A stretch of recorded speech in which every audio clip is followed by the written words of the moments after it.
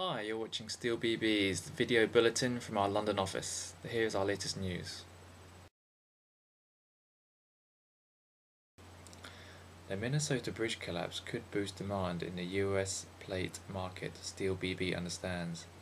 A US service center executive said Americans had been negligent as a nation and that infrastructures needed massive improvement. Already, Pennsylvania's Governor Ed Rendell said that nearly 7,000 bridges were structurally deficient. He signed a bill last month to provide an additional $532 million a year for maintenance and repair. The bridge's collapse is seen as a wake-up call for the US government to allocate even more funding. This is expected to create an even larger demand for plate, with fabrications of large structural sections expected to benefit the most.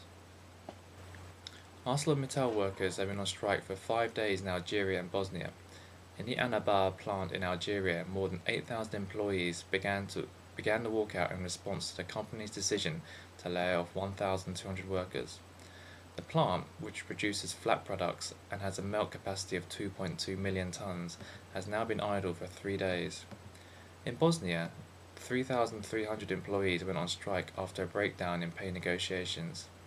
The Zenica plant, which produces rods and bars and has a melt capacity of 1.9 million tons, also started a walkout on the 1st of August. ArcelorMittal offered no comment on either strike. The Americans and Chinese have traded blows in the US-China steel dialogue in Washington last week. China is angry about a US report documenting $52 billion in Chinese subsidies, calling it propaganda. The US countered, saying a rules-based trade opposes subsidies.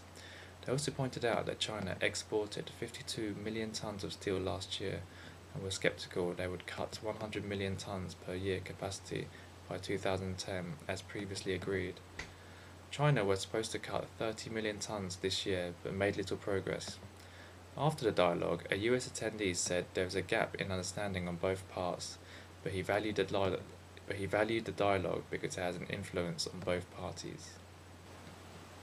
Latin American steel makers Terranum have increased sales to $3.8 billion. It represents a rise of 16% from last year.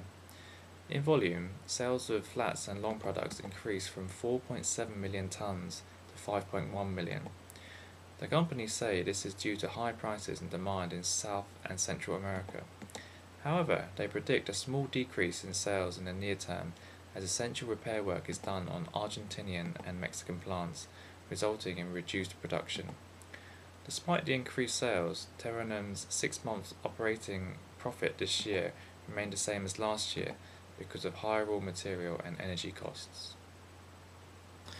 Shanghai wire rod prices have been increasing according to Steel BB's market sources. The drawing quality wire prices currently top 3,700 renminbi per ton, including VAT. Analysts say the high prices reflect the increasing production costs and the shortage of power in some Chinese mills this summer.